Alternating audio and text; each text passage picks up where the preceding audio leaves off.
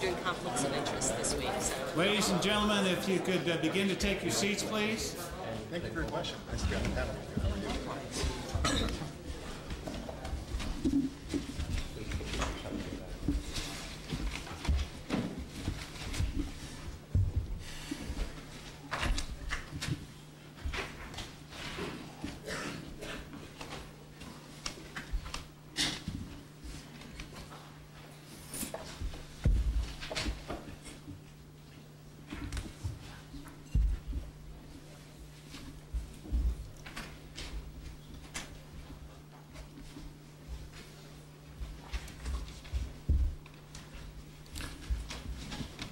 The question of a lawyer's advice in the war on terrorism has come up a couple of times already in our conference. It came up in our earlier panel in a question, and actually it was referred to yesterday too.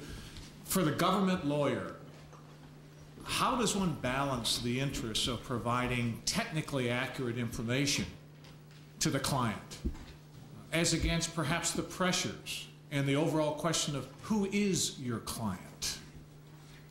So a long time ago we decided that it is really appropriate, especially now in light of so many things that have happened, going all the way back to the meetings in the Pentagon that General Rives is familiar with regarding interrogation techniques and differing views between the military attorneys and Department of Justice attorneys. We felt it very, very appropriate to have an entire panel dealing with the role of the lawyer in the war on terrorism.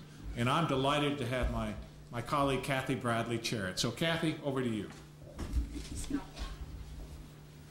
It's a delight to be a part of this conference, and I'll join the thanks that Scott's received from others in adding my own to thank him for letting me be a part of this and for setting up such a wonderful conference.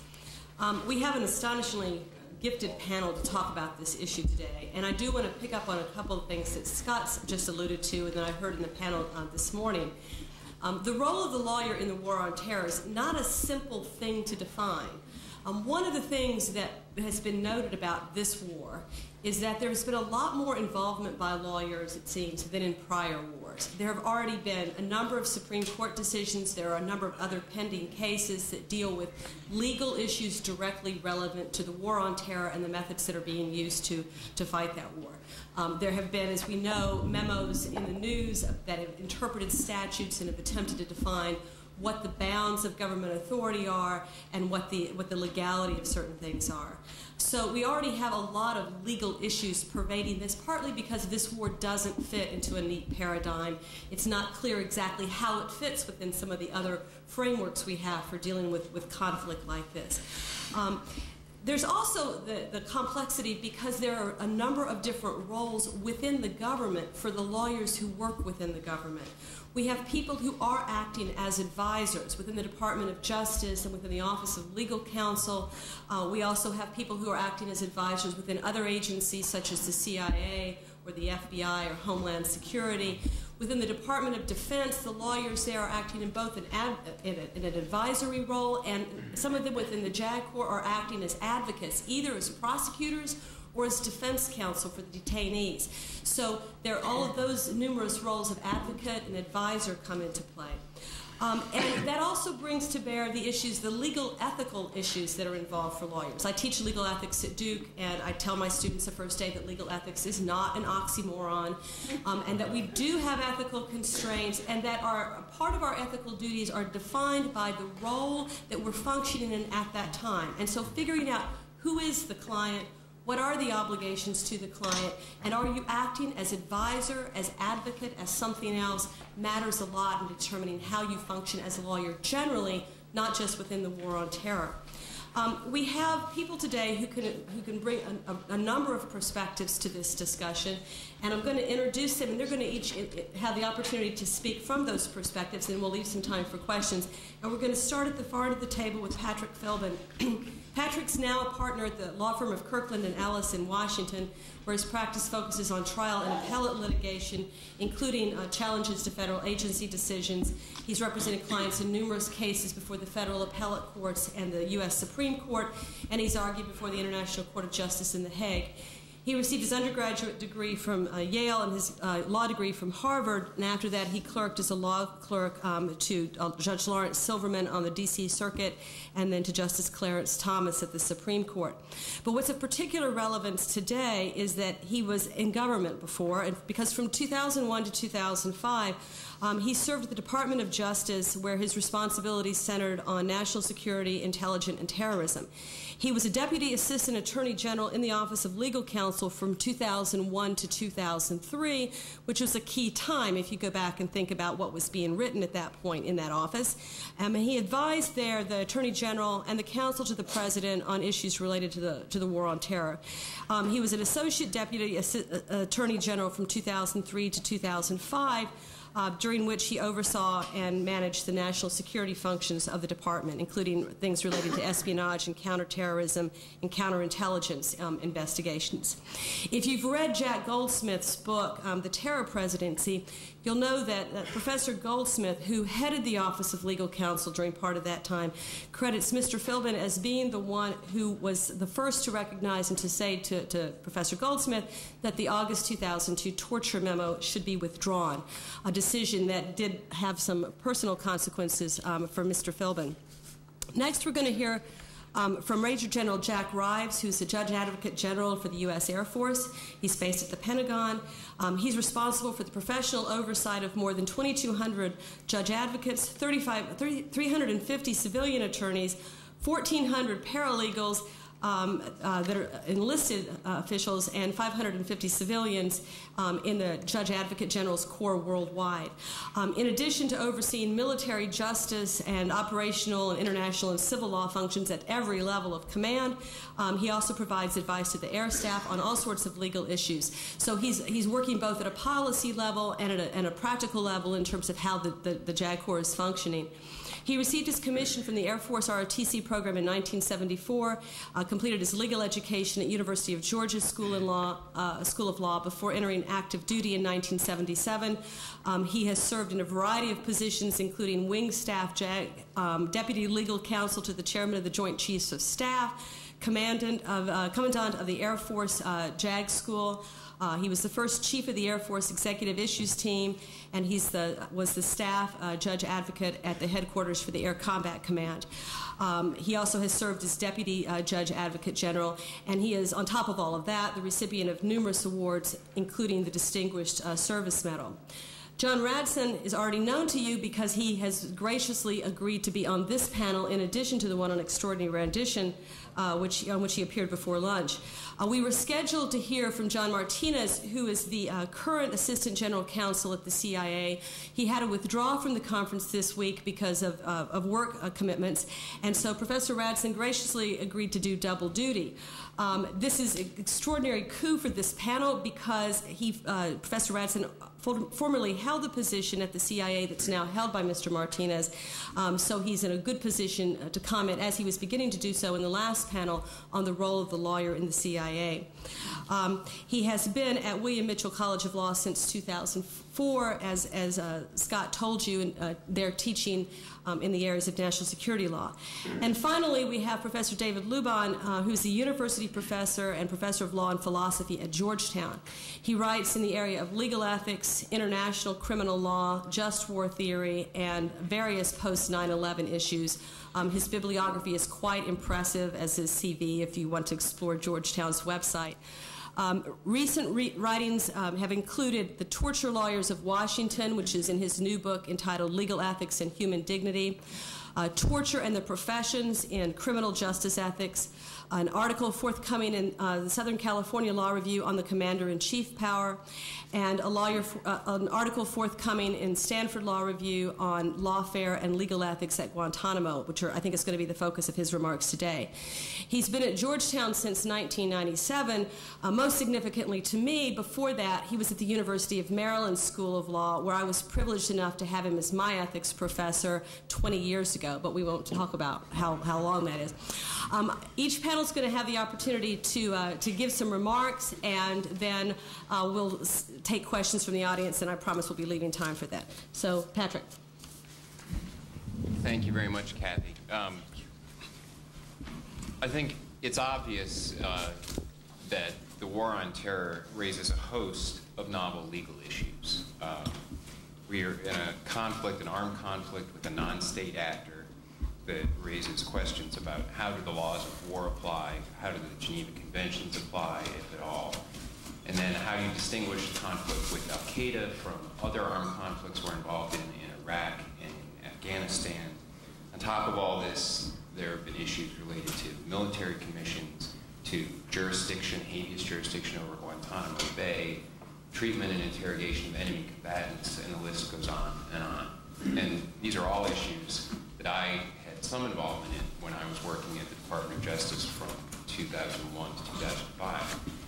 But I think you'll all be glad to know that I decided not to approach this panel by just sort of going through a list of what all the issues that the lawyer in the rule on terrorism has to deal with are. I thought it would be more useful to try to approach this a little more abstractly and see if I could pull out some principles that are important for the role of the lawyer in the war on terrorism.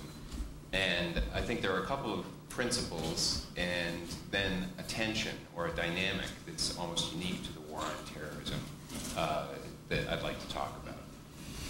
And I think that the dynamic in the war on terrorism is really in tension with these principles. And I'll explain that so you can see what I mean. The first principle, and the principle that I started at the Office of Legal Counsel with, is don't usurp the role of the policymaker. That's an important principle for any government lawyer. The lawyers are supposed to be figuring out what the law is and telling policymakers where the legal lines are. But it's up to the policymakers then to actually decide policy. And it's generally a bad idea, I think, if you have lawyers getting out of their lane and starting to make policy or to influence policy decisions by the way they're shading legal advice. Legal advice has got to be strictly legal. It's got to focus on what the law is and give the best clean answer on what the law is to allow the policymakers the full scope of wherever the bounds of the law are to make their decisions. And I think it's important to emphasize that and focus on that because a lot of times it's easy for people to think the most important thing for someplace like OLC is when to say no. And that's true, that it is hugely important for lawyers at the Office of Legal Counsel, the Department of Justice, or anywhere in government who are serving in role as advisors to know when to say this is where the legal line is and no to the policymaker. You can't go beyond that. But it's also important to say yes and to recognize that particularly in the war on terrorism, there are a number of areas where you can get very broad questions, particularly at the beginning of the war. There would be very broad questions about what can we do about X? What are the constraints on our ability to act in sphere Y? And in some cases, the answers are actually quite broad, and there's quite a lot that the government can do. And it's important for the lawyer to be willing to say, you know, the constraint is really quite lenient in terms of the legal constraint. There's quite a lot you can do. And even though some of the results of that might be somewhat unpalatable personally or as a matter of policy to the lawyer, it's important not to usurp the role of the policymaker. And that's all very abstract, but every example that I was trying to think of to sort of point out something more concrete is either still classified or I have to be revealing something about advice on an issue that I can't talk about specifically. But suffice it to say that it's important for the lawyer in the war on terrorism, not just to know when to say no, but to know when to say yes, to stay within the lanes of giving legal advice and not be shading legal advice to usurp the role of the policymaker. One example, of the kind of broad question that you can get and that we got at the beginning of the conflict with Al-Qaeda related to Miranda rights in Afghanistan. It was prompted by the capture of John Walker Lind. I'm sure everybody remembers John Walker Lind, the American Taliban, who was caught fighting the Taliban. And the Department of Defense needed to know, they were all of a sudden concerned, all right, we've captured this guy, he's an American. We don't know what ultimately is going to be done with him. We don't know if he's going to be brought back to the United States and prosecuted criminally. We just don't know. What are the full range of issues raised by the fact that we've captured him and any potential Miranda rights he might have? And so we had to go through a memo, and this was subsequently released, so this is public now, going through every possible permutation of who might want to interrogate him, whether FBI agents or military intelligence officers or others, and whether or not Miranda warnings would apply, and why or why not, and how it would depend on what was going to be subsequently done if he'd be prosecuted, and all of those issues. And that's the sort of thing that you get these very broad, open-ended questions to try to parse out what is the scope of action that the government can have. Not a great example, I know, of sort of something that provides a possibility of action that's unpalatable to the lawyer, but I think it's important because it shows the kind of broad, abstract question that lawyers can get when the government is facing a new situation and trying to figure out what to do. But the very breadth of that question, the kind of questions that you get in terms of what can we do in this area, leads me to the second principle. The second principle that I think, particularly in hindsight, is important for lawyers at the Office of Legal Counsel, and that is beware of the broad, open-ended question. When your client comes to you asking a broad, open-ended question, usually in private practice, your reaction is, well, I need to know more details. You've got to narrow this down more. And the same reaction, I think, is important to have for the government lawyer. I think particularly in the Office of Legal Counsel, where things got into some trouble, where things started to go astray a bit, was in attempting to answer questions that were too broadly phrased. And without going into too much detail, it is public that I think everyone knows about the torture memo, which was withdrawn. It is public that OLC also gave specific advice about specific interrogation practices. What the advice was is not public, but the fact that there was such advice is public. And when that torture memo was replaced with a new memorandum in December of 2004, there was a footnote in it pointing out that the specific advice that had previously been given about specific interrogation practices was not affected by the withdrawal of the memorandum and the issuance of the new memorandum, and it was all still in place and intact. So that's one thing that I can point to that's sort of on the public record that shows lawyers are at their best, can do their best when they focus on very specific and narrow questions. If you get a question from a client, can I do X? It's a lot easier to answer that question, give that answer, than to get the question, what can we do in sphere Y? Tell us the whole range of options we have. Those are very difficult questions for lawyers to ask because usually, and I think most of us as lawyers would recognize this just from cocktail party conversation with non-lawyers. If somebody asks you a question about, what can I do about X or Y? Or my neighbor is doing this and I've got a problem. What can I do? And your answer is, it depends. Because it always depends. It's always going to depend on exactly what the facts are, exactly what the situation is, exactly what do you want to do. And trying to answer the more abstract question is something that lawyers should always be wary of. So those are sort of the two principles that I wanted to emphasize for the role of the lawyer in the war on terrorism. Don't usurp the role of the policymaker, and beware of the broad question. But I think that those principles, unfortunately, are in tension with the dynamic in the war on terrorism. And that dynamic is that the war on terrorism generates pressures that make it almost impossible to adhere to those principles. Because the kind of pressure the government is under now, and has been since 2001, is to ensure that there is never another attack like the attacks of September 11th on the homeland of the United States. And in order to ensure that that doesn't happen, there's been in some areas, a broad policy decision made that we have to do whatever we can. The government has to do anything that's lawful in order to prevent another attack.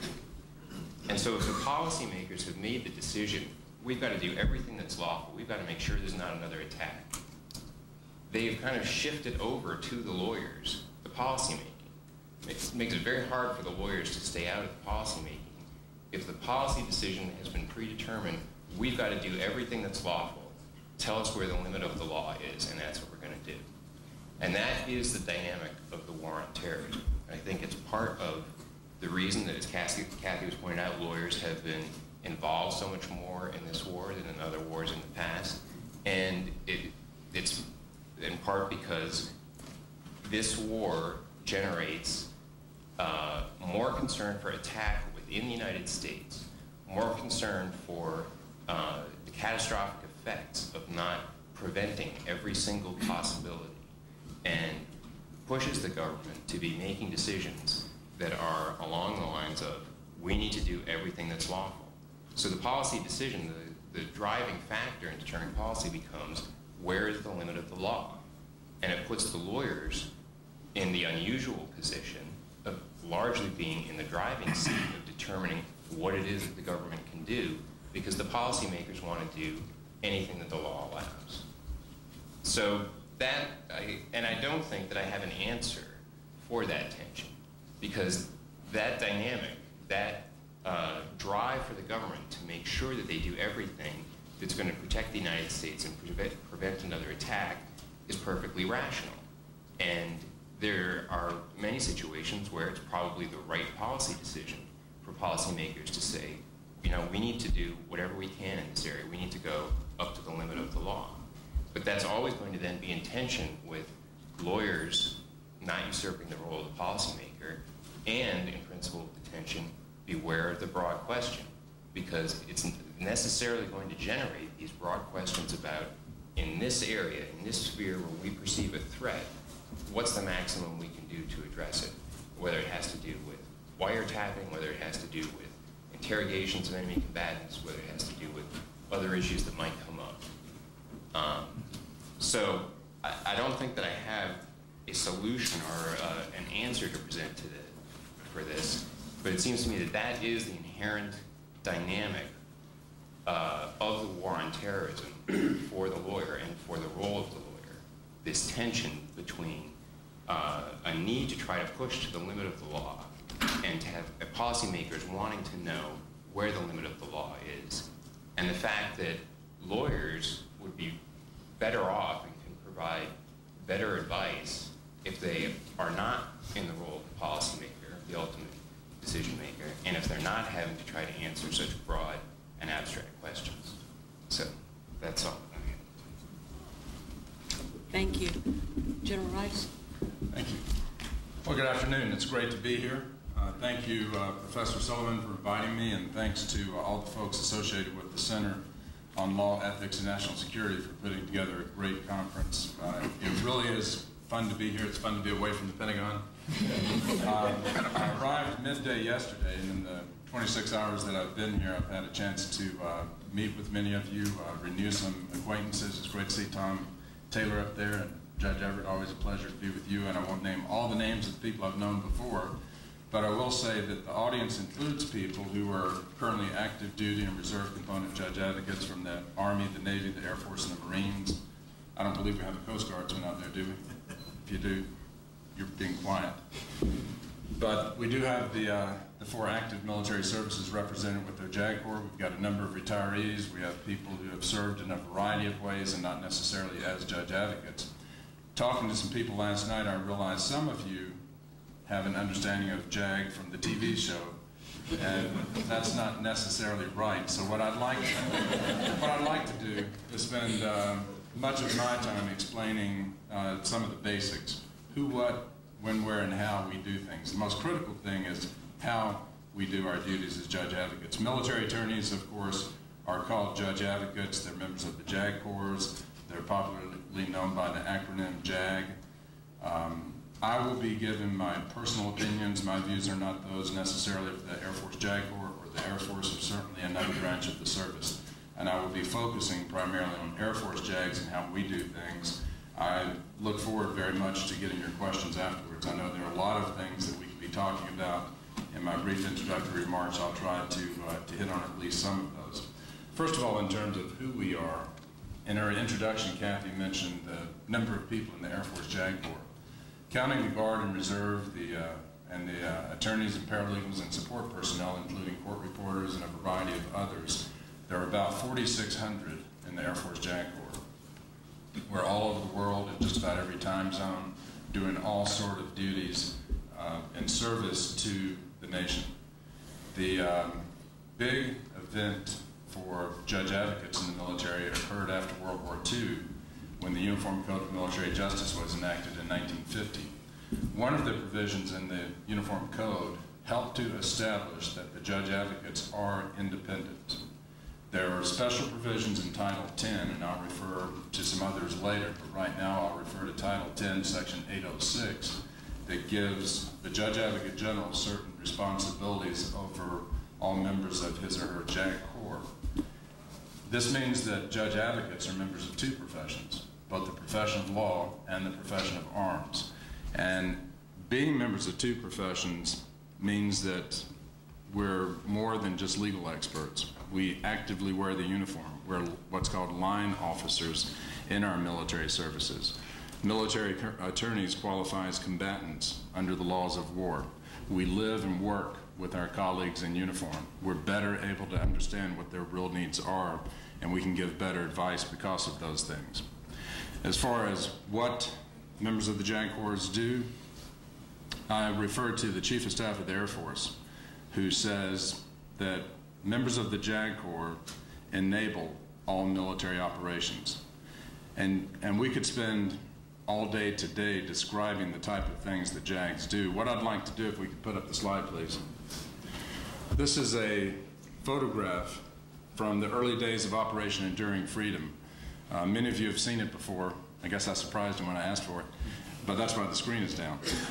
This is a photo of an Air Force non-commissioned officer, Master Sergeant Bart Decker. We used to call him Staff Sergeant Matt because we weren't identifying him, but later he outed himself, so now we give his real name. He's Master Sergeant Bart Decker, and here he is in October of 2001 on a horseback in the northern part of Afghanistan. He was in Uzbekistan, then he went into Afghanistan. He was with the Northern Alliance, who allied with us. And in his saddlebags, he has a laptop computer and a satellite phone. He served as a forward controller, and he could call in airstrikes. Some of them were to help with close air support of the operations on the ground where he was. Others might have been to launch a munition that would destroy a target. Many of the planes he was communicating with were B-52s.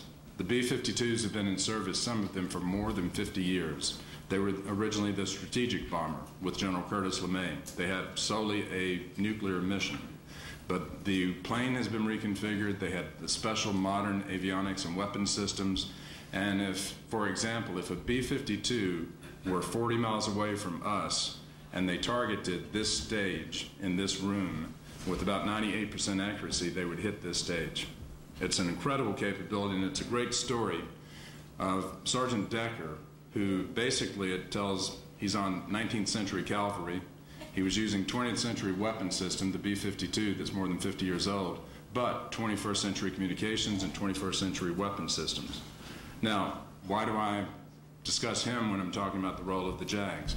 Because of what the JAGs do to enable the military operations, as the Chief of Staff of the Air Force said. Before Sergeant Decker left his home station, he went in and got a will, made sure his personal affairs were in order. If he needed some powers of attorney, he did that. If he was having a landlord-tenant problem or a domestic relations problem, he would go to the legal office and he would get professional legal advice on a personal basis. when he deployed to the AOR, the Area of Responsibility, first Uzbekistan, then Afghanistan, there were JAGs with him. If he needed a follow-on power of attorney, or he had some follow-up questions about his landlord-tenant problem, we helped him with that. That enabled Sergeant Decker to focus on his military mission. He could clear his mind of his personal legal problems. He knew his affairs were in order. He knew he was getting the advice on the personal level. Judge advocates also advised Sergeant Decker of the rules for the use of force and the type of things he could do. We worked with the host nation in Uzbekistan to get rights arranged so that we could be in Uzbekistan. And we worked up a status of forces agreement to set up the rights of the individual U.S. military personnel who were there, criminal jurisdiction rules that may apply, all sort of issues about how our military people could serve in Uzbekistan. Afghanistan was under Taliban control at the time, so they were not a friendly country. We didn't negotiate with them. But we worked up all sort of sophisticated issues out of an air operations center. We worked on targeting decisions and how we were going to operate a variety of the uses of force. The B-52 I referred to that changed so dramatically over time was modernized because of judge advocates and civilian attorneys who helped to work the contracts. The munitions were done by judge advocates. Sergeant Decker didn't steal that horse. Judge advocates told him how he could lawfully procure it. And you can see, I could go on and on as I talked about the role of judge advocates to enable military operations. One of the keys we do is work with commanders to assure a high state of discipline. The American military is regarded well by the great American public today, and they are in large part because we have a disciplined force. In 1757, Lieutenant Colonel George Washington of the Virginia Militia made the observation that discipline is the soul of an army, and so it is. Military people make headlines when they're accused of not being disciplined because we have so relatively few. Year in and year out in the United States Air Force, fewer than 3% of our people suffer any sort of action under the Uniform Code of Military Justice. This includes courts-martial as well as what we call non-judicial punishment under Article 15 of the Code. We've got a very disciplined force in the United States. That's essential to having a military that we can be proud of, a military that represents us well. And one of the critical things that judge advocates do is work with commanders to help assure a high state of discipline. You can take the slide down if you'd like. In terms of where we work, well, in the War on Terror, most visibly we're working forward in the Persian Gulf area, for example, in Iraq and Afghanistan. The Army JAG Corps has a huge number of people in Iraq and Afghanistan. The Air Force JAG Corps has 4 times the number of people in Iraq, Afghanistan, and neighboring countries than we had just 4 years ago. There's an increasing need for what Judge Advocate Corps bring to the fight, and I'll discuss that in a little more detail in a bit too. We're very visible forward. Some of the jobs our judge advocates and paralegals do is pretty much the same thing they would do at home station, wherever they may be assigned in the world. They deploy for a temporary period of time. Typically now it's 179 days or 365 days for Air Force judge advocates. Some of them do the same work they would do at their former base. Others work more sophisticated issues in a combined air operations center, sophisticated operations law issues that require more experienced judge advocates who have sophisticated and specialized training. Others work specialized issues. They can include things like contracts. We have judge advocates who are forward in Baghdad, for example, who might be in charge of more than $1 billion worth of government contract actions. They work a variety of other areas, and I'll discuss some of those in particular in just a moment. It's also important to realize that in today's war on terror, judge advocates are important wherever they may be serving. It's not just those who we consider to be at the tip of the spear who are doing important work in the war on terror. Part of this is because of the way we have modern munitions. You've all seen films of Predators, the unmanned vehicles. They can launch missiles. We could actually take off and land one of those weapon systems from anywhere in the world. In fact, we like to have eyes on for takeoffs and landings because of things that can happen. But from a base in Nevada, we sometimes actually control what the Predator is doing when it's airborne in Afghanistan or Iraq or other places in that part of the world. Judge advocates are there advising commanders advising the pilots, advising the other airmen on how to do their job effectively. As far as when judge advocates are involved and when we're sought out for our advice, probably the best answer comes from a commander I met 7 years ago in our Combined Air Operations Center in Saudi Arabia. The two-star commander told me that he called his judge advocates. You know, the Air Force is famous for giving people call signs. If you're a pilot and your last name is Rhodes, I guarantee your first name is Dusty. And if your last name is Rogers, your call sign is going to be Buck. Well, the JAG was called by his commander Parrot. And that's because the commander considered the JAG to always be over his shoulder. Whatever was happening, he relied on his JAG to be there to give him advice. General Moseley, the current Chief of Staff of the Air Force, was in charge of air operations with Central Command in the early days of Operations Enduring Freedom and at the beginning of Operation Iraqi Freedom. General Moseley has frequently told the story to non-JAG audiences that he absolutely had to have one of our senior judge advocates there with him from the time he woke up until the time he went to bed and wherever he may be in between. He wanted a JAG there to help advise him on what was going on. Not because everything involved a legal issue, but because he valued the background experiences and training and discussions from judge advocates. So we give real-time advice in a way that really is critical. The critical thing that judge advocates do is the answer to the question of how we give advice. The Secretary of the Air Force has said that the Judge Advocate General's Corps is the conscience of the Air Force. One of the guiding principles of the Air Force JAG Corps is valor. When you think of valor, you typically think of exceptional or heroic courage, especially in a combat environment. And certainly physical courage is an aspect of valor. But valor also includes courage of your convictions, doing the right things, having strength of character. And that's the essence of valor. And that's what judge advocates are known for, telling people what they need to know. Not necessarily what they think they want to know, but what they need to know. I'll give you an example that Pat touched on a bit, and that involves the interrogations techniques. There was a working group in the Pentagon that was directed by the DoD General Counsel. It was chaired by the Air Force General Counsel. We discussed interrogation techniques, and we were working on what would be lawful interrogation techniques. This was in the month of January 2003. The Office of Legal Counsel got involved. John Yu and others came over several times to talk with the working group members. We discussed what could be done. Ultimately, the JAGs got what was labeled as a final draft report, and it ignored all of the judge advocate advice. Everything we had told them about considerations that the policymaker needed to know was left out of that report. When the judge advocates protested, we were told by the Air Force General Counsel that the Office of Legal Counsel had spoken and OLC speaks for the executive branch of government. Our response was basically, we understand the role of OLC. They do speak for the executive branch, but they don't speak for Mount Sinai. And there are other matters that the policymakers needed to understand.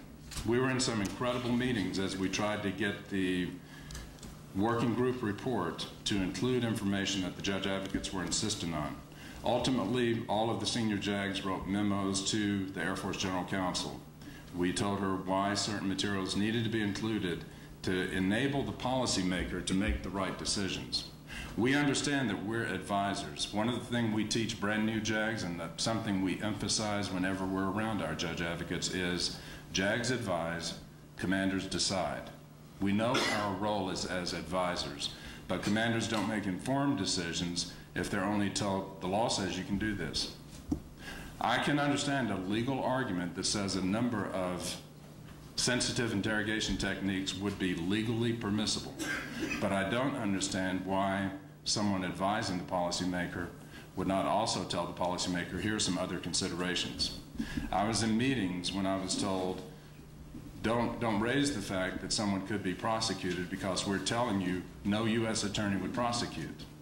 We scoffed at that and gave some examples of how U.S. attorneys do have minds of their own and they can make these decisions. We also talked about the the various other things that go into the policymakers' decisions. And the JAGs were insistent that the report to the leadership, ultimately to the Secretary of Defense for his decision, should include the various policy decisions so that they can be highlighted for him.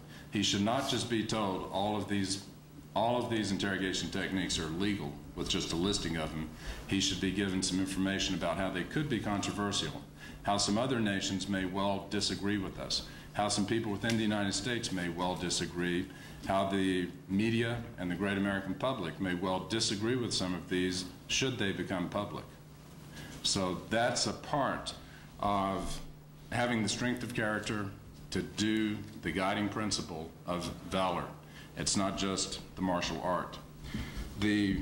Because I'm using a lot of time, I'll just highlight one other thing in terms of what judge advocates in the field are doing, and that's assisting with the rule of law. The rule of law really is critical to everything we do. Rule of law has a number of definitions. The one that I would highlight for you is, if you've got the rule of law, then you have rules that are well established and they're known by the people.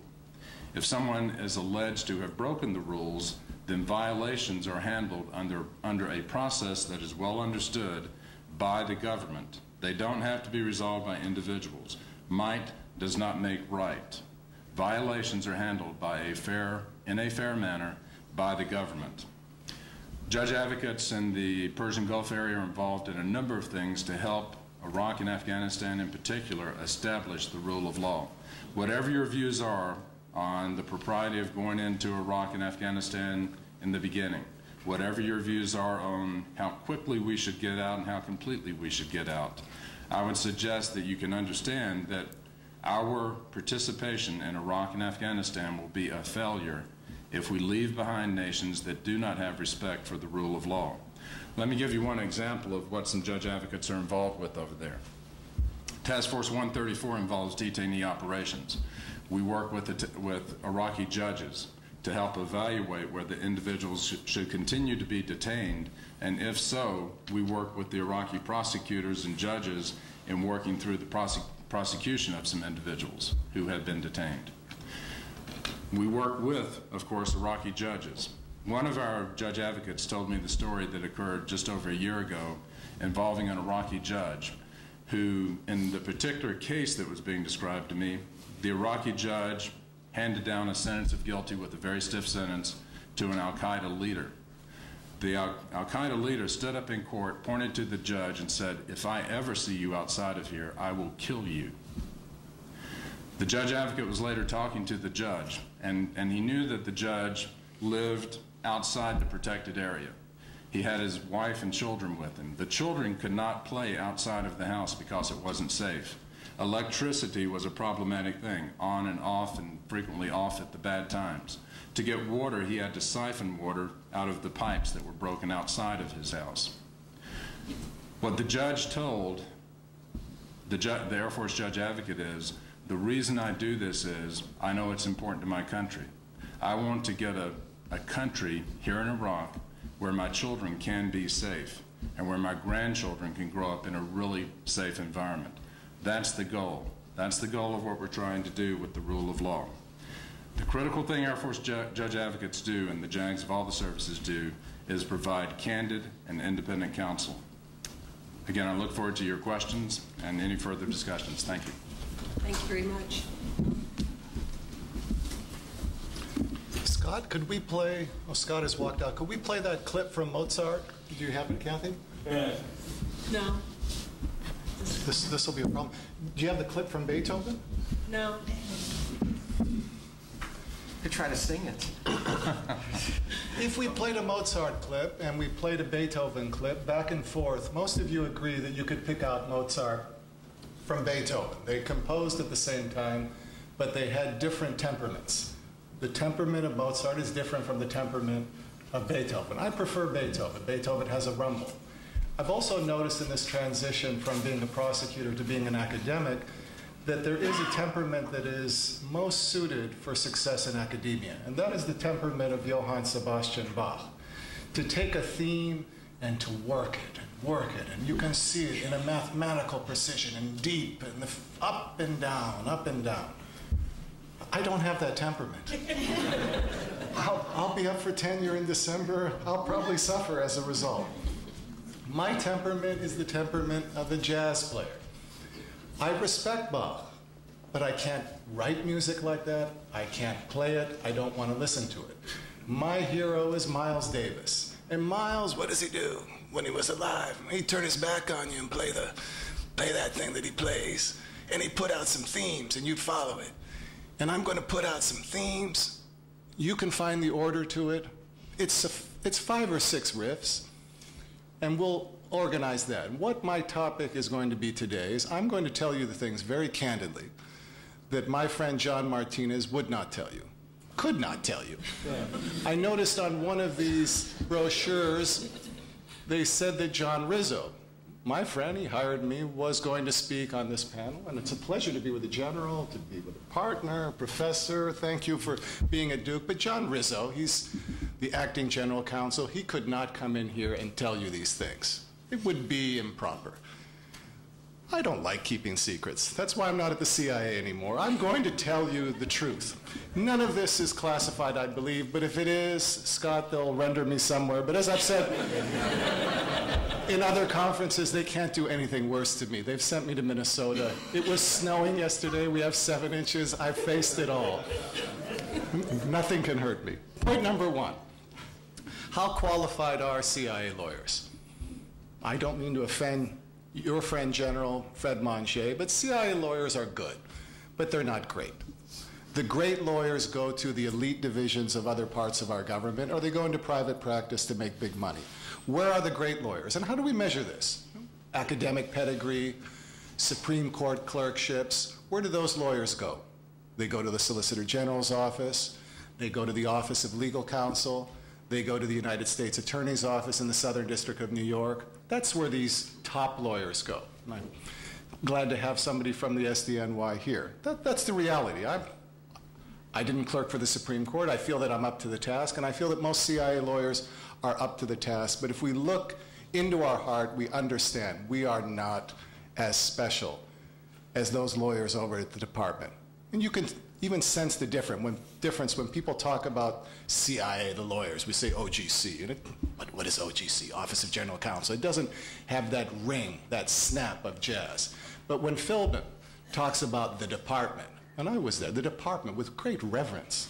Lawyers are the center of attention at the Department of Justice. Lawyers at the CIA are just an appendage. What does the CIA do? It steals secrets. It does covert action. It analyzes. People that are into the ethos of the CIA should do those things. And if not, then we have to recognize that we're not great, we're not the center of attention, and that we should humbly do our duty as CIA lawyers. So that's point number 1. Point number 2, who is the client at the CIA? And I remember Martinez. He would come by, a client wants this, client says that. And the more senior the client, the better. Head of the division. I've been mixing with the head of the DO division, CTC, Counterterrorist Center. And I would say to myself, I didn't want to be impolite. I said, John, that's not a client. We have no human clients at the CIA. George Tenet, as nice as he was, with his cigar unlit, strutting the halls in the cafeteria, slapping people on the back, not talking about slam dunks in my time. But George was not the client, nor was the deputy. We do not have personal clients. We don't have an attorney-client privilege with the officers there. And if at any point their activities deviate from the public interest, we must advise them, you need to get private counsel. I can't advise you on that. We don't dig into these issues because we're not quite sure who is the client. We know it is not the officers, but at what level of abstraction do we go? Is it the CIA as an entity? One possibility. Is it the executive branch? Is it the president? Is it the public interest? And I propose to all of you that that is a very important question that we need to resolve that has not been resolved. And I've talked to some of the OLC people, and they tell me maybe there's been some advice on it, and to my knowledge, none of this advice has been revealed to the public and has not necessarily been discussed within the halls of the Office of the General Counsel. But a good lawyer there should remind himself or herself, I serve something higher than another officer down the hall in the CIA. So the client is an entity, not a person. The third, point, and this is the pervasive effect of secrecy. Need to know basis, top secret, code word. The CIA is all about secrecy. We compartment. Why? Because we're worried that the more people that have the information, the more likely it is that the information will leak. If the information leaks and we've compartmented, then we have a better sense of who the possible leaker is in doing the mole hunt. What that does, we could even see it physically in the Office of General Counsel. Some people would be read into projects that other people were not, and they would have a safe. I mean, our office was secure, we had the dials on there, we were allowed to leave out top secret in a way that I couldn't when I worked at the State Department as an intern. But even more compartmented than that, there were projects that people would work on and they could not tell their colleagues about it. You put it in a safe and you say, what are you working on? And you get the CIA skull. Can't tell you. And then, that's because I'm cooler than you, man. You're not read into this. I can't even tell you the name of the compartment. It's so secret. But what does this do to the lawyering? I mean, we're here in an academic environment. We write a draft. We submit it to our colleagues. We want the back and forth. You want some review. And if you make a mistake, you've misused that case, that's dicta, that's not the holding. Well, thank you, Professor Silliman. I'll change that in the article. Your research assistants will help you. I don't know how to do legal research. That's why you get research assistants. That's troubling in the Office of General Counsel because that person's not read in. So you have to struggle through legal research yourself. What does this do to the quality of the legal analysis? I think that it lowers it. From the CIA, when we go to the Office of Legal Counsel, we don't tell Patrick and his colleagues, oh, have a bull session, talk it through. There is a person that has the CIA account. There are other people that are read in. We don't want that many people to know about this. And the intelligence agency wants advice, but it wants advice from the fewest number of lawyers possible. And we've criticized John Yoo, but I think we don't recognize how isolated he was. And maybe he wanted to be isolated, but he can't have the back and forth. He can't send a draft to a colleague when the draft is very sensitive or it's stamped top secret. Be sympathetic to lawyers at the CIA, NSA, the Office of Legal Counsel, when they are limited by this secrecy. When I make a mistake in a law review article, if anybody reads it other than me and my research assistants, someone will write a reply to Professor Radsan, or most likely Meg Satterwhite will put it in a footnote and Radsan had it wrong here, and that's good. You submit yourself to public scrutiny. We don't have that kind of scrutiny. We can't because of this tension between secrecy on the one hand and then the idea that the more people that participate, the better the product. Point number 4. We have not resolved at the CIA whether the lawyers play an oversight function, much like the intelligence committees, or whether they are corporate lawyers facilitating the deal. One of the reasons that the Office of Legal Counsel expanded was in reaction to Iran-Contra and other abuses. We have over 100 lawyers in the Office of Legal Counsel. Some of these duties overlap with what the general has described. And the heart, the two areas, one is to be a lawyer to the operational divisions, that's the prize in the general counsel's office, or to work in the litigation division where I worked, and you're the interface with the Department of Justice, protecting secrets. In civil and criminal cases, I worked on a number of the SEPA cases with colleagues from the Justice Department. I don't want to cause trouble in their prosecution, but their conviction doesn't matter to me. I get paid to protect secrets for my client, the agency, without creating unnecessary complications. The public thinks that by having a lot of lawyers there, they're going to ferret out wrongdoing, that the more lawyers we have, the more oversight we have. I'm not quite sure about this, and it depends, lawyer by lawyer in the general counsel. Does this person view himself or herself as an oversight person, or is this the company lawyer? My sense, my conclusion, it's like most of these things when you lay out a duality, is that the truth is somewhere in between, that it's going to be a hybrid model. We're going to have some oversight, we're going to have some company lawyer, and the debate, a reasonable debate would be what is the right balance of making this mix? How much oversight do we have?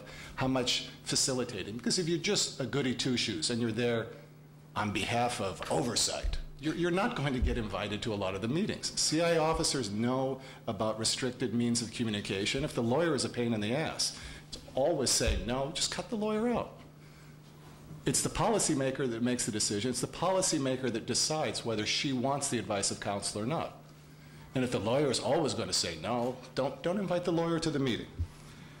Point number 5, and this flows from my idea about oversight and facilitation. There continues to be a debate about what the experience of the general counsel of the CIA should be. John Rizzo, who is now the acting general counsel, has served for over 30 years. He was one of the first lawyers in the operations division, what we call forward deployed. You're working with the Latin America division, Africa division, doing the whole range of issues. He's an intelligence pro. He's risen through the ranks, and in his confirmation hearing that didn't go so well, he said that he thinks that this is a great message to those that work in the general counsel's office, that you can start as a line person and work your way up to become the Senate-confirmed general counsel. And I know John Martinez, he's ambitious, and he's thinking about that right now, and maybe someday he's going to be general counsel. Until John Rizzo's confirmation hearing, we had established a tradition that the general counsel, even if he had government experience, or she, needed to be an outsider, needed to have some outside experience, the government-private practice, suggesting to me that we felt it was more important to have an outside viewpoint, somebody that had not been too close with the men and women of the CIA. I think that model makes sense. And if we peel it back, I'm not so complimentary about Scott Mueller, the prior general counsel, but he did have that outside perspective. He had been a partner at Davis Polk. He'd worked on one of the Watergate committees. He had been a prosecutor in the Southern District of New York. He fit that outside experience model. McNamara, the general counsel before him, had a distinguished career in different parts of the government, but he was not an intelligence insider. The counter-argument to this is that it is a very steep learning curve at the CIA, just to figure out the cables, the crypts, the language. That is an advantage. Somebody like John Rizzo knows what all this means, knows the business better than somebody else. But on balance, I would take this outside view, informed by the career people that have been around a long time, the experienced people. And my last point is then the interaction between the general counsel's office and the Office of Legal Counsel. You'll hear this term, top cover. And as important as we think we are, and this loops back to my first point, you're not going to do something very important or very sensitive just on the opinion of the general counsel of the CIA. Politically, it doesn't make sense, and it's probably not enough legal protection. So where does the general counsel's office go? It was clear to all of us where the August 2002 memo came from, but it's only recently that it's now acknowledged. This was a CIA request. Send it over to the Office of Legal Counsel, send the tough work to them. Maybe the CIA lawyers had done some work. But if you get top cover, if OLC gives you an opinion, you're much safer. Your people are safer, your lawyers are safer, you can use it with the American public, you can use it with the oversight committees. This is the lesson that the CIA has learned. Make sure you have presidential authorization, one, in writing. Make sure you have legal advice. Make sure that it comes from the Department of Justice. Make sure you go to the oversight committees. The administration did all of these things. But because, and I'm not criticizing Patrick, because there is a perception that OLC crossed the line that he described, that it was too accommodating, that it was venturing too much into policy, my colleagues at the General Counsel's office have told me that the memos that come from the Office of Legal Counsel do not have the same integrity, the same value in this process of top cover, that you can't take an OLC memo in the way that you could in 2000 and go to the oversight committees, go to other parts and say, look, OLC has passed on this. And this has affected the relationship, and it's damaged the relationship because at some point, we all know there must be a person whose opinion matters. And the further complication was to have a White House counsel that was very close to the president. Is that we need, even if it's not true, the perception that there is some lawyer that's looking at this through the legal prism of what is right and wrong on these issues against the backdrop of our statutes and our Constitution. And that is the challenge, and I know this conference is about what are we going to do in the next administration to repair the integrity of the Office of Legal Counsel and by extension to improve the dynamic that exists between those good lawyers at the CIA and those great lawyers at the Office of Legal Counsel. Thank you very much, David. Well, I want to join with the other panelists in thanking the organizers of this conference, which is really a marvelous conference. I'm an academic, lifelong, and my temperament goes to Schubert and the Grateful Dead, who share three traits: lots of ideas, a little bit undisciplined in the development, and a heavy overlay of sentimentality, for whatever that's worth. I want to talk about a different segment of the bar that's involved in the war on terror, and this is what I'm going to call roughly the Guantanamo defense bar. And by that I'm referring to three classes of lawyers. I'm going to talk about two of those classes today. One are the civilian lawyers who are representing detainees in habeas actions or DTA, Detainee Treatment Act actions. The habeas lawyers, most of them are either pro bono or working for public interest organizations like the Center for Constitutional Rights or Reprieve. The second category are the detailed defense counsel. These are JAGs, uniformed military lawyers who are representing defendants before military commissions. And the third, who I'm not going to discuss today, are the civilian lawyers who are defenders before the military commissions. Now, what I want to be focusing on mostly is the obstacles that these lawyers are facing in their practice, obstacles that have been erected by the government, I think sometimes not deliberately, often deliberately, which are aiming to drive a wedge between the lawyers and the clients, and which I think make it difficult for these lawyers to practice law ethically. This is, I should say, part of a project based on interviews that I've been conducting with both civilian and military and former military members of the Guantanamo Defense Bar. Let's start with the habeas lawyers. I think the thing that's important to realize about the distinction between the habeas lawyers and the defense counsel is the fundamental one that the government wants and needs to have defense counsel because they're part of the military commissions process, but does not want the habeas lawyers to be around because it doesn't want the detainees to have habeas corpus. There have basically been three sets of policies and practices that have been designed to drive a wedge between the habeas lawyers and their clients with, I think, the aim of trying to get the clients to fire the lawyers or else just to make it very difficult for the lawyers to do the job. The first are what I'll call access issues, and there are a number of them. I'll just single out a couple. One is to try to make it hard for the lawyers, once they're on the island, to actually meet with their clients. So, for example, when the lawyer has a scheduled meeting with the client is told, you have a reservation. Reservation is a term of art. It means an interrogation. And the client says, I don't want a reservation.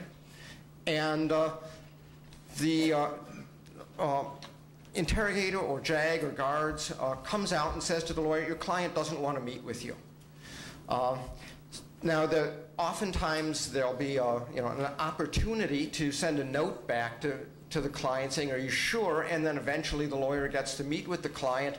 But it cuts down dramatically on the amount of time that the lawyer has to be able to meet with the client.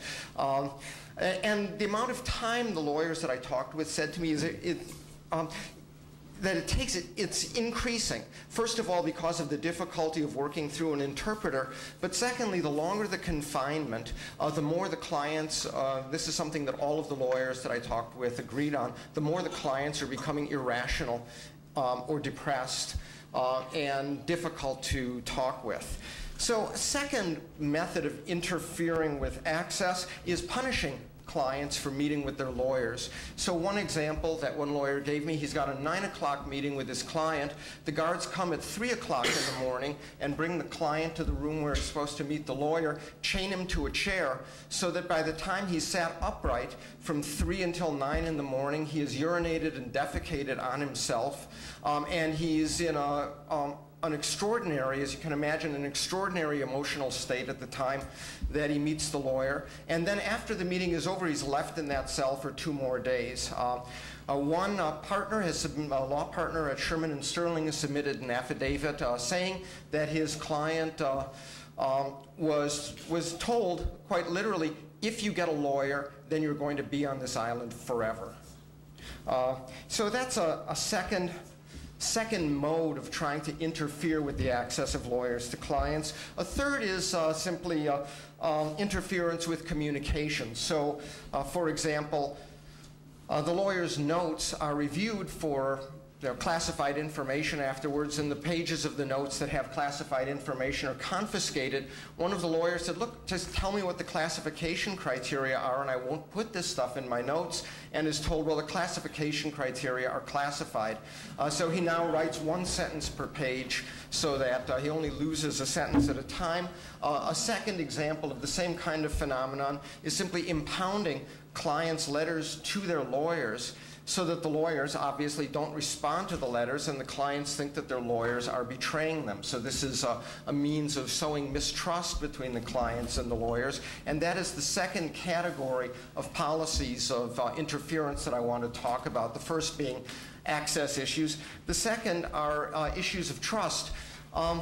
One military lawyer who has had a civilian practice as a death penalty defender, said that she found it extraordinary that she's had a much more difficult time building trust with her client at Guantanamo than she ever had with guys on death row. And she said the reason is simple. Even the guys on death row have a way of checking me out, through the internet, through a phone call, to family, to find out that I am who I say that I am and that I'm a trustworthy person.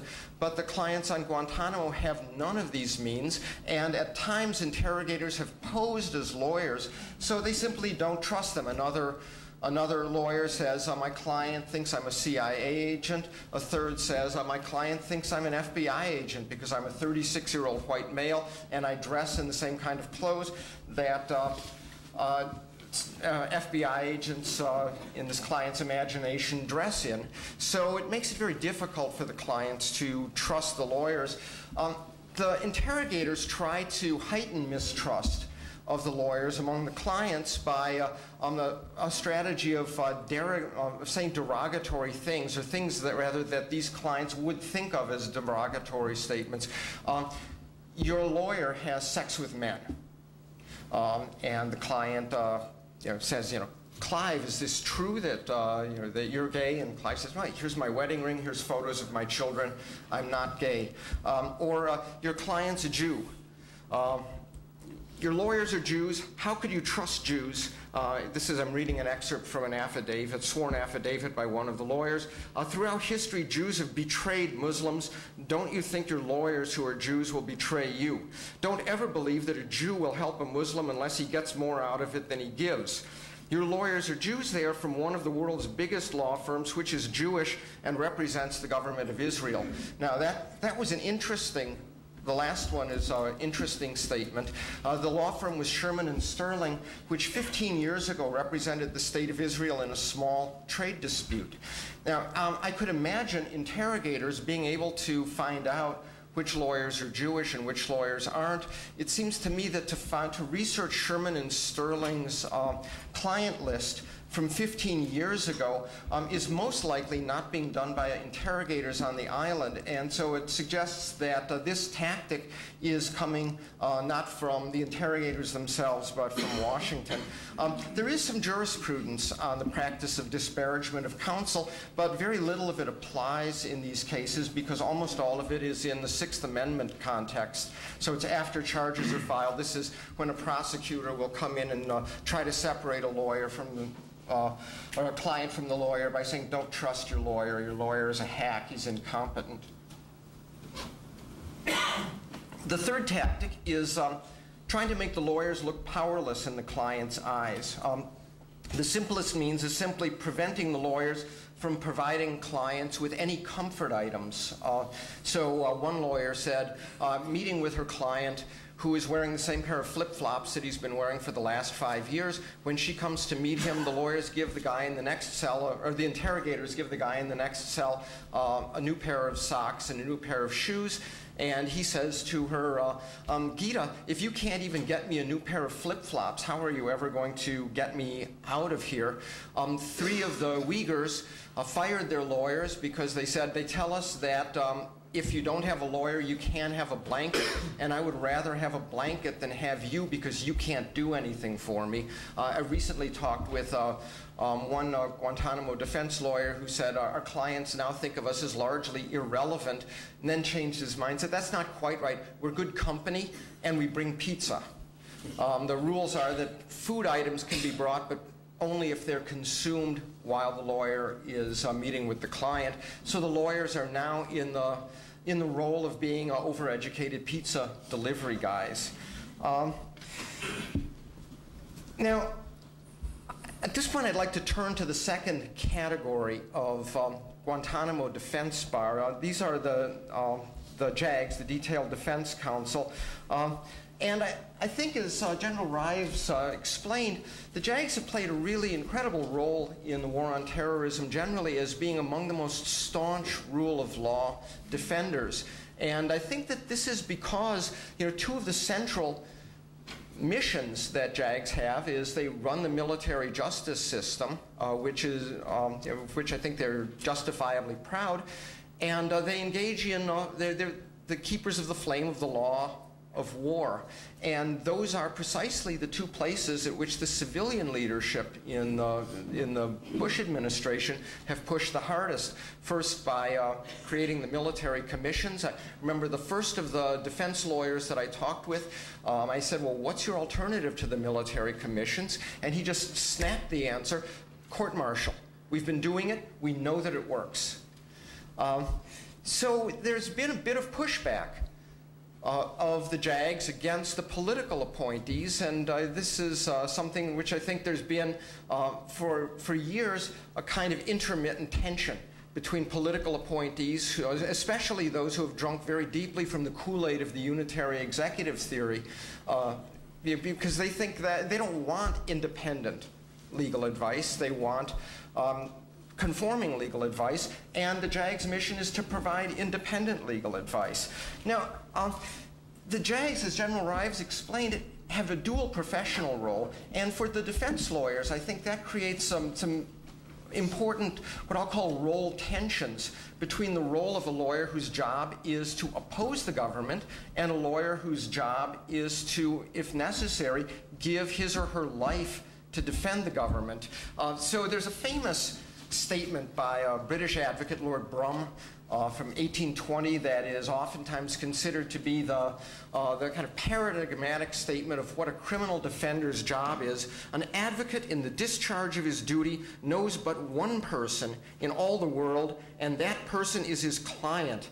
Separating the duty of a patriot from that of an advocate, he must go on reckless of consequences, though it should be his unhappy fate to involve his country in confusion. At that time, Lord Brum was defending the Queen of England against the King of England, and was in effect saying, he said afterwards, I was kind of in a backhanded way letting the king know that if he kept on pressing his action against the Queen, then I might reveal his secret marriage to a Catholic, which would cost him his crown. Now, it's very difficult to say separating the duty of an advocate from that of a patriot when, as a military officer, your duty as a patriot is paramount.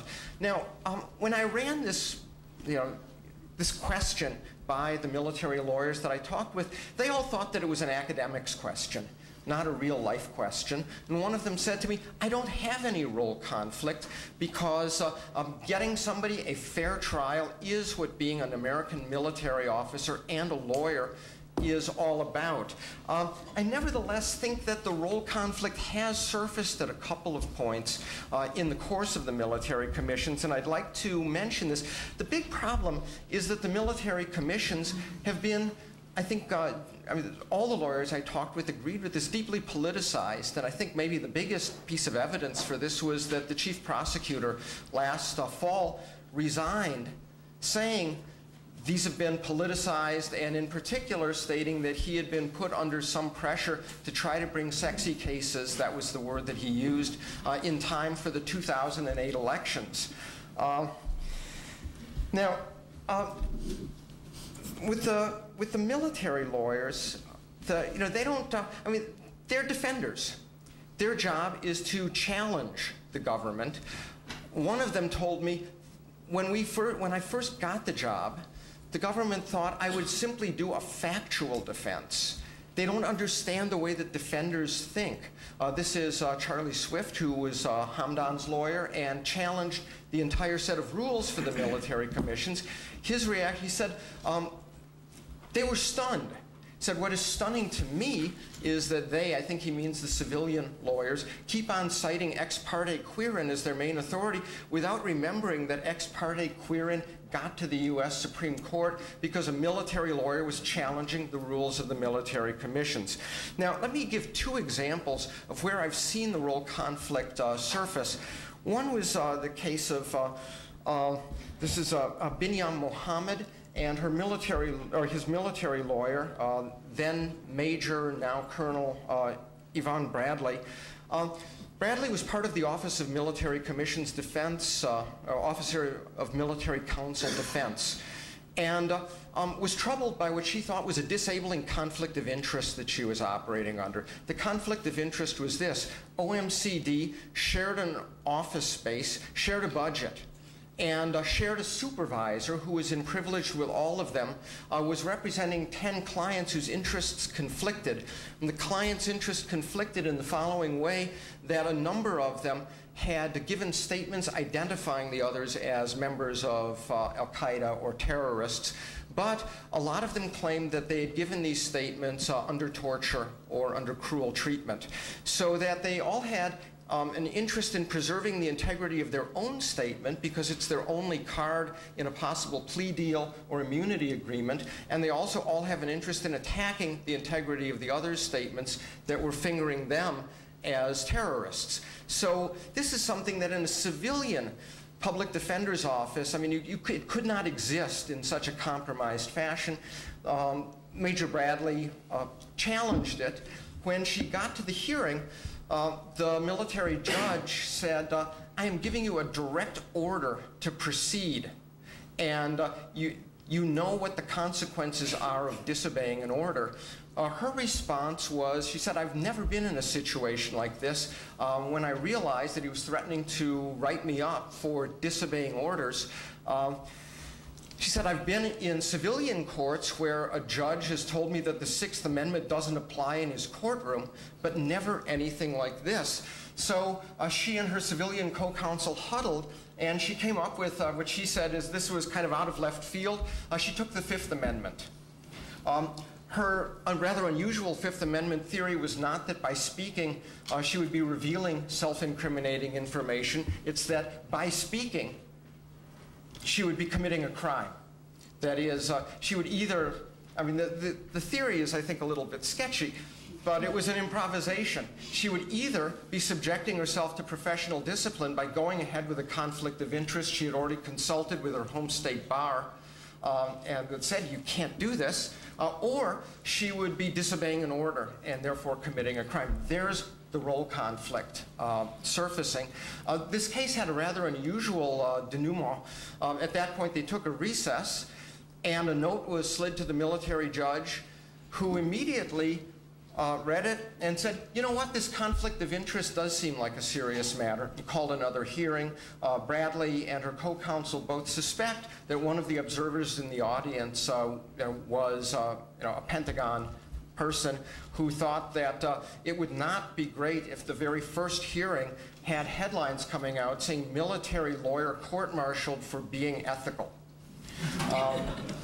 The second example is that of the defense of David Hicks, the Australian who pled out and has now served some time in Australia and has just been discharged because he finished serving his time. His defense counsel was a Marine, a JAG named Dan Morey. Morey did several investigative trips all over the world, fact-finding. When he was doing investigative trips in Australia, there had been a steady barrage of extremely inflammatory statements, both by the chief prosecutor and by the highest officials in the United States government about the guilt of the people in Guantanamo. And Maury made a number of speeches in which he criticized the fairness of the military commissions. Now, those of you who know legal ethics know that you're not supposed to make extrajudicial statements, but there is an exception for self-defensive extrajudicial statements. That is, if the other side starts it by making an extrajudicial, prejudicial statement, you can fight that. If they try it in the press, you can try it in the press. The difference is that Maury is a military officer, and the chief prosecutor says, you can be prosecuted, criminally prosecuted, court-martialed, for saying disrespectful things about the civilian leadership. Now, here's the second example of where the role of a defense lawyer and the role of a military officer, it seems to me, do conflict. Any civilian lawyer could have made Maury's speeches.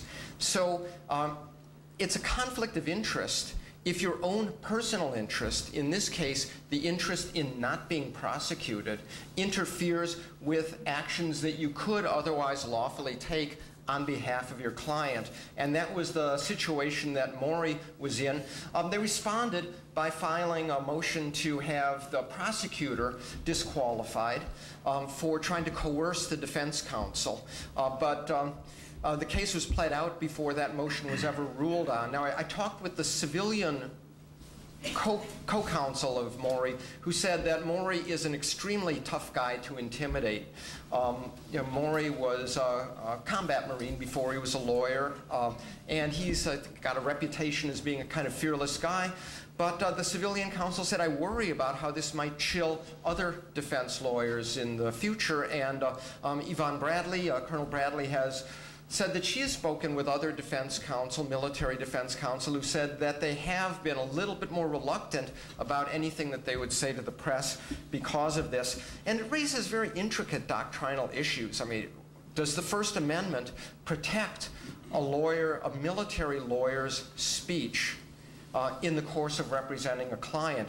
Does Article 88, which forbids saying disrespectful things about civilian leadership, cover that situation? There's been no case that tests this. Now, the last thing I'd like to raise are a couple of hypotheses about why this pattern is going on.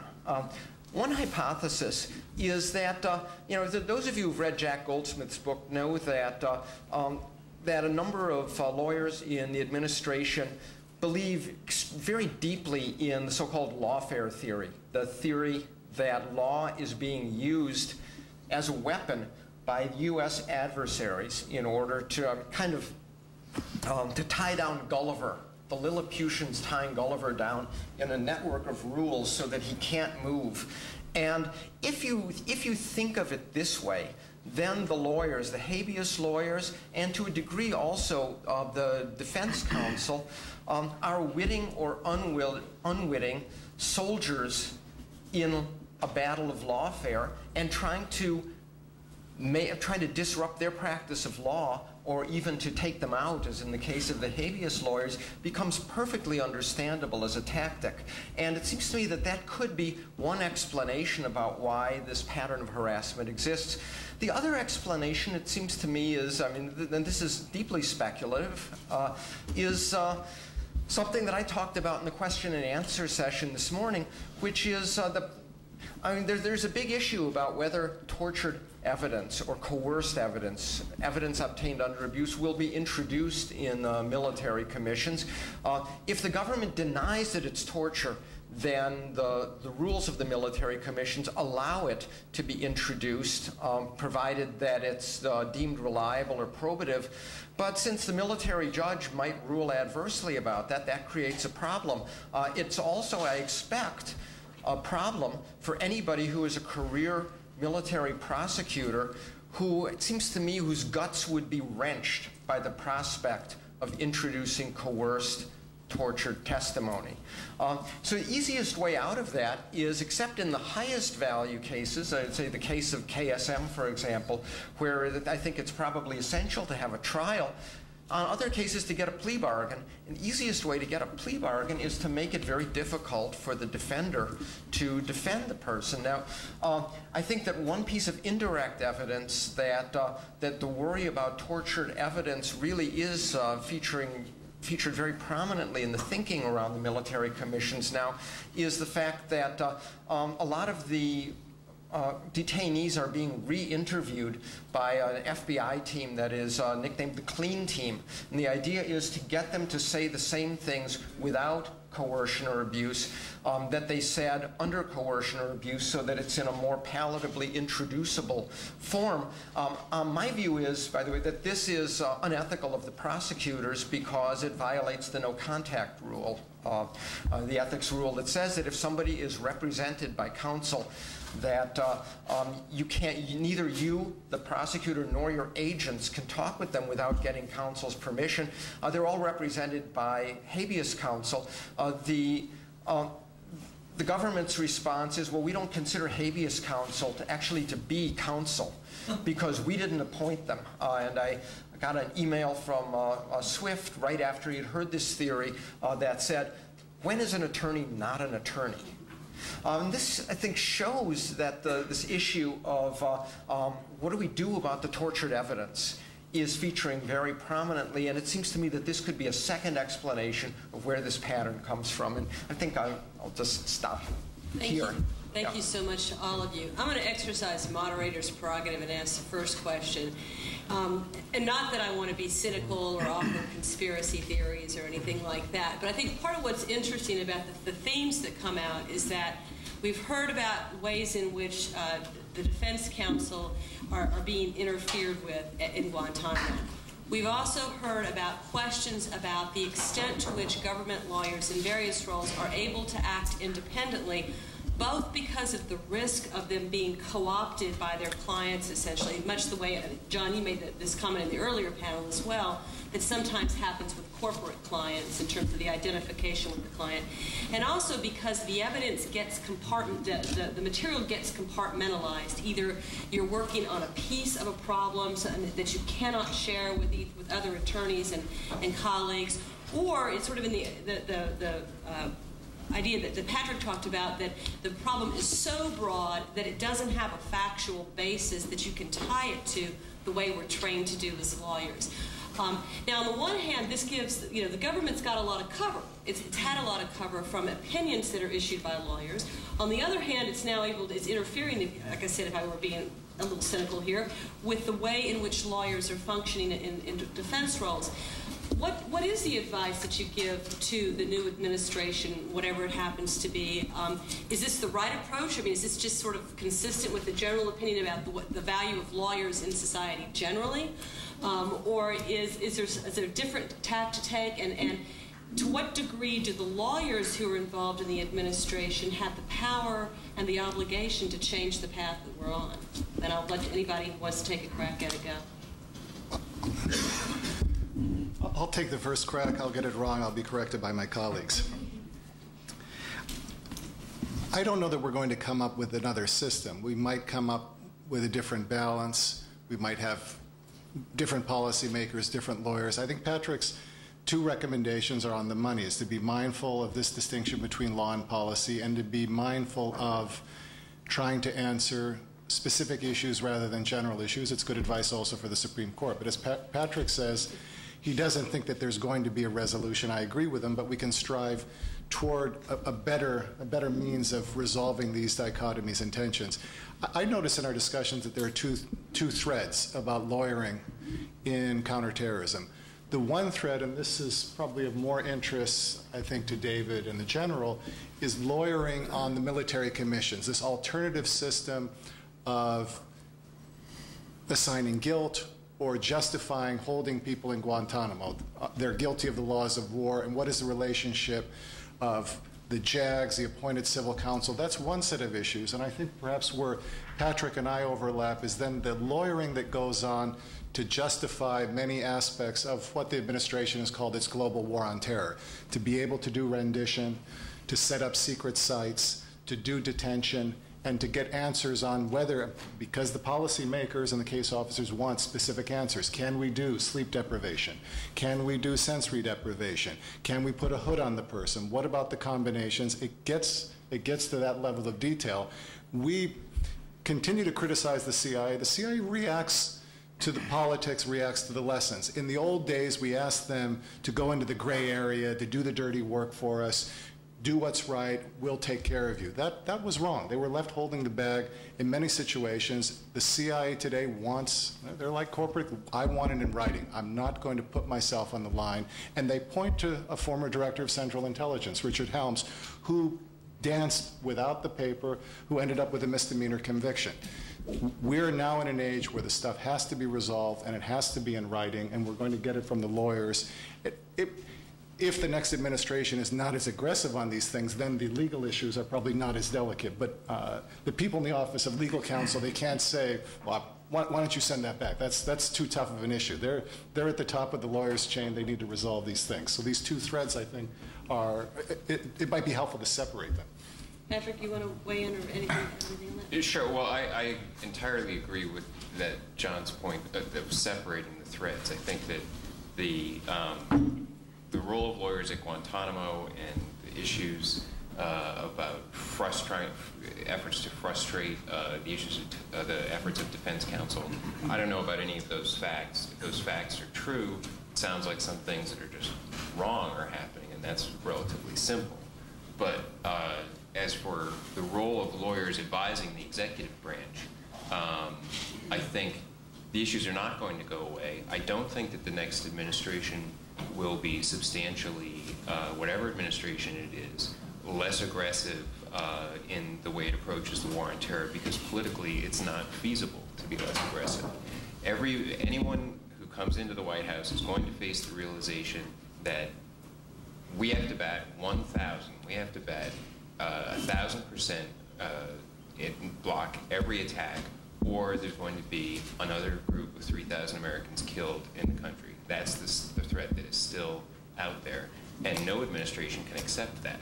And so the pressure is still going to be, what can we do, and what's the legal limit of what we can do? And I think that the best sort of advice that can be given for the next administration is beware of the distortions and tensions that drive creates, that need for, we've got to be sure that we prevent the attack. Beware of the pressures and distortions that creates in pushing so much responsibility onto the lawyers and putting them in a role that they don't usually have. And I think being aware of it, and rather than just sort of stumbling into it, is part of the best way to sort of regulate or manage the problem. I agree with the main points that have been made, which is we're not going to have a big systemic change in the next administration with the military commissions. And the reason for that is the Hamdan decision came out in June of 2006 from the Supreme Court of the United States. We don't just have a court decision saying the way we were doing military commissions by the executive branch was wrong. What we had was 3.5 months later, Congress passed the Military Commissions Act, and it has since been implemented. Professor Luban discussed that the former chief prosecutor resigned, and he resigned, he said, not because he has fundamental problems with the Military Commissions Act itself, but because he has problems with the way it was being implemented. So I believe you could see a change in emphasis with how the Commissions Act is being implemented. It needs to be implemented in a manner that is open and fair and full to the American people and to the citizens of the world. We've lost a lot of the public relations battle. The information that the professor mentioned does need to be looked at. There are allegations at this stage. Without going through every one of them, I would say that, to his point about a role conflict, this really has been resolved for military attorneys a long time ago. Back in the early 1970s, the American Bar Association's Standing Committee on Ethics and Professional Responsibility began to issue opinions accepting the way the military offices operate. And that is, some offices you can actually have a prosecutor and defense counsel in the same office. Now in the Air Force, beginning in 1974, all defense counsel had been in a different office physically, and in a different chain of command, and in other services that's similar now. But the American Bar Association does recognize exigencies that could be present for the military. The key is that we preserve confidential information for the defense counsel, and the real key from my perspective is defense counsel are very zealous in representing their clients. The professor gave some good examples of some very zealous work by defense counsel. The United States does have an adversary system. I'm confident the truth will come out. It's not going to be easy, but nobody's rushing to judgment. Clearly, the military commissions were set forth by President Bush on November 13th, 2001. We've had the one Hicks case, which was based on a pretrial agreement, is the only case that has come to conclusion. So here we are, 6.5 years later, we've had one case. There is no rush to judgment. Defense counsel definitely are entitled to have full access to their clients and to be able to properly prepare for any trials that may occur.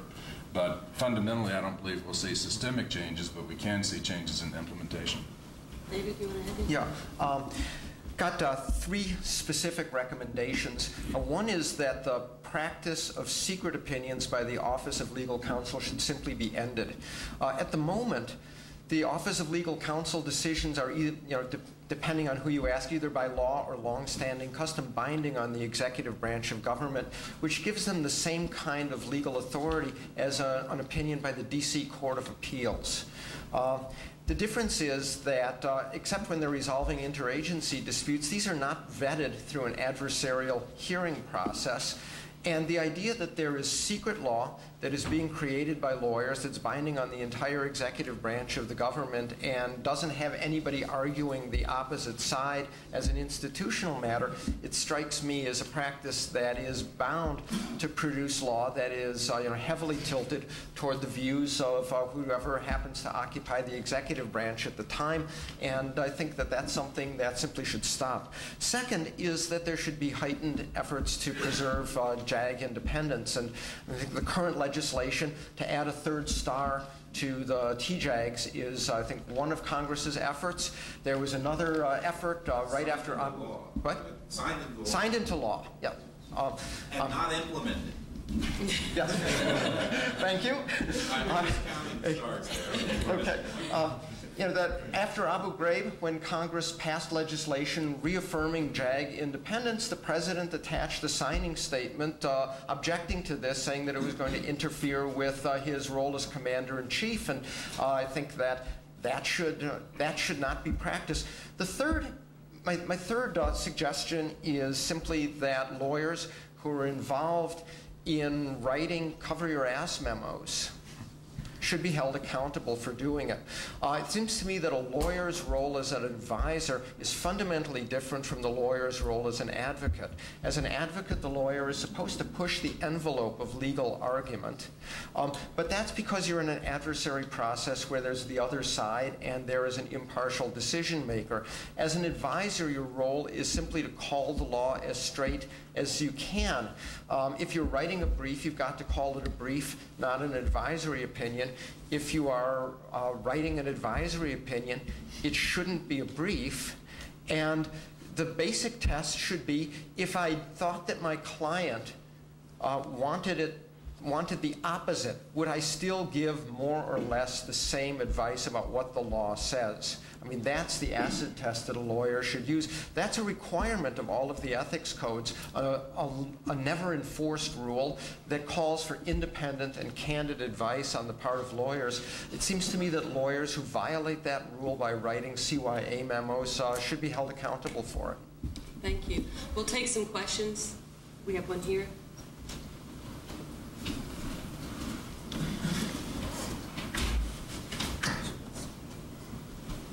With regard to secret legal opinions, I've read a lot about why that's a bad idea. Can anyone make defense for secret legal opinions, particularly things like the limits of executive power and why such an opinion would be secret? There are many regulations and laws which define what is legitimately classified as secret. If an attorney, a government attorney, believes that such an opinion has been legitimately classified, does he have a responsibility to push back on that in any way?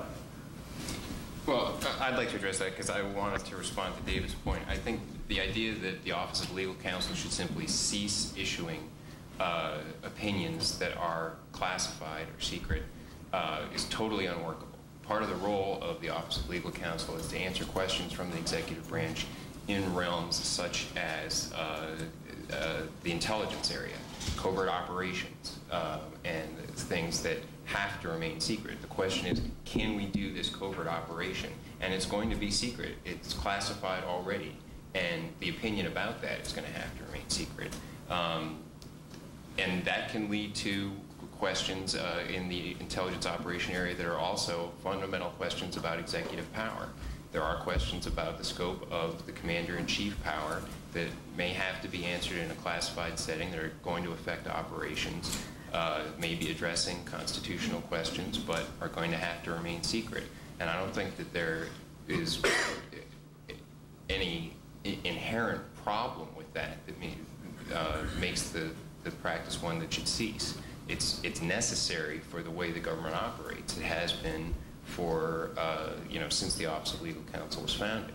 Now, there is a caveat that, as a couple of people have pointed out, compartmentalization does make it difficult to get the best sort of review on a legal opinion. And it is true that there, over-compartmentalization, putting someone in the position where you've got only one person alone, with no assistance, can work on coming up with a legal opinion, and I've myself been in that situation. It's not a good situation to be in, because you can't bounce any ideas off anybody. You can't get any research assistance. You can't get some sense from somebody else. Am I starting to talk myself into this, or am I really getting the right analysis here? So I think it is a good idea, and I think that there is more of a practice now in the Office of Legal Counsel in not allowing an outside dictation of extreme compartmentalization. So that, John was mentioning the CIA wants to get as few people as possible sometimes from OLC. Well, that makes sense. You don't want a whole lot of people to know about something really sensitive, but more than one is important at a minimum, and having the ability for them to confer with each other and consult back and forth. And I think that that's the best and only workable way of dealing with the secrecy issue in OLC. Yeah, sure. Yeah, it's just a semi-rebuttal. I take the point, and I think that this is a good point about covert operations. I don't agree that a fundamental question about the constitutional structure of the government should be the subject of a secret legal opinion. I don't see why, or you mentioned examples of constitutional law. I mean, I think that the Constitution of the United States of America should be public. The torture memo was construing a statute. I understand that there was a second memo that talked about 24 specific techniques that maybe should be kept secret. I mean, I don't actually agree with that, but I understand what the argument is. But why should a memo that simply construes the meaning of a federal statute be kept secret? It's clear that the reason that it was kept secret is that it just would have been horribly embarrassing if it had been made public, and a definition that says that you can have the necessity defense of torture and that torture is only organ failure would be a terrible black eye. But quite frankly, I don't see any argument for making secret binding law. Take one more question. I've been ordered. Here. Well, I'd like to ask again about OLC and OLC's function. I agree with John, your comments. When I was going to law school and people were going to OLC, certainly that was a prime job. That was, the top, the best students going there. That was then. This is now. The reputation of this office is in the gutter right now. Law schools all around the country, we have in ethics classes and other classes, we have professors holding up memoranda from OLC and reviewing them as examples of unethical conduct, of false reasoning, and so forth. And David's been involved, and there are a number of others. But I want to come to the use of the memoranda, not the content of them, and ask, is it correct, in your view, Patrick, for OLC to be issuing memoranda for purposes effectively of overcoming or cramming down legal advice that's been issued by competent lawyers in other departments of the government? Well, that's a very tendentious question. Absolutely. It's hypothetical. I'm sure it's never happened. And so rather than answer it in those terms, let me put it this way. There has to be finality within the executive branch on legal questions. Somebody has to be the final word on what the law is on something. Ultimately, constitutionally, it's the president, because the president can override advice from his attorney general. But the attorney general, the president has given that role to the attorney general, and the attorney general has assigned it to the Office of Legal Counsel. So the Office of Legal Counsel, yes, should be in a position to issue opinions that disagree with legal advice offered by others within the executive branch. It's part of the standard bread and butter role of the Office of Legal Counsel, in fact, to resolve disputes between different agencies, where you're going to have one agency says the law is this, another agency says no, the law is that. And OLC gets to be the final arbiter unless the AG or the president overrules them. So is it correct for the Office of Legal Counsel to issue opinions that disagree with legal advice from other lawyers within the executive branch? Certainly. It happens all the time. But to get to the more tendentious phrasing, Cram down. I mean, I'm not sure how to respond to that.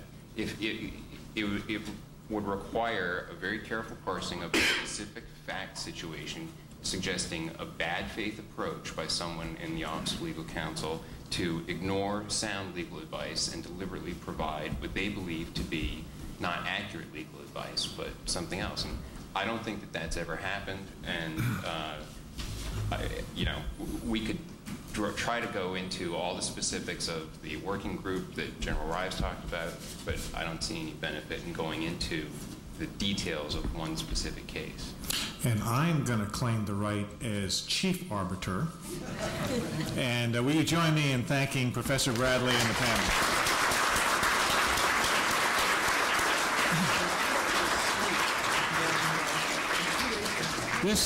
This brings us to a close for this year's conference. But I want to tell you that it's about a 4-month planning time to bring this to fruition. And I will promise you that I am not the one that does it all. I have had assistance, and very valuable assistance throughout the process, by some folks who I want to acknowledge and ask you to join me in thanking. First of all, a gentleman from law school by the name of Balfour Smith has been my right-hand man throughout the planning. He's dealt with many of the speakers. He's talked with many of you who had questions about parking. And Balfour, thank you for making this conference.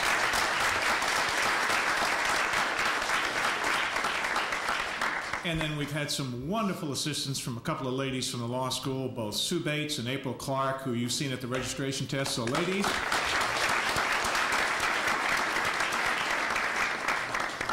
again, for the last time, and I won't say it again, the evaluation forms I really do look forward to looking at to help us make this better. So if you didn't fill it out, but you want to stick it in the mail, please do that, because I really do read each and every one of them.